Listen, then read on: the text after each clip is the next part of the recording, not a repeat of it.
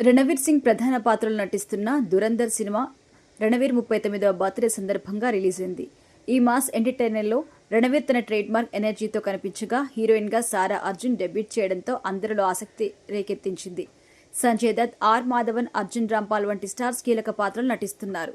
సారా అర్జున్ ఇంతవరకు చైల్డ్ ఆర్టిస్ట్గా నాన్న, తాగుడుమూతల దండాకోర్, పొన్నియిన్ సెల్వన్ వంటి సినిమాలో నటించారు. 20 ఏళ్ల వయసులో హీరోయిన్గా అరంగేట్రం చేస్తున్న ఈమెకి 40 ఏళ్ల రణవీర్తో 20 ఏళ్ల వయసు తేడా ఉండడం విమర్శలకి దారితీసింది.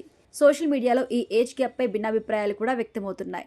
సారా అర్జున్ బాలనటిగా అత్యధిక 10 కోట్ల రెమ్యునరేషన్ పొందినట్టుగా ప్రచారం జరిగింది. ఆమె మ్యాగీ, మెక్డొనాల్డ్స్ వంటి ప్రముఖ బ్రాండ్ల యాడ్లో కూడా కనిపించింది.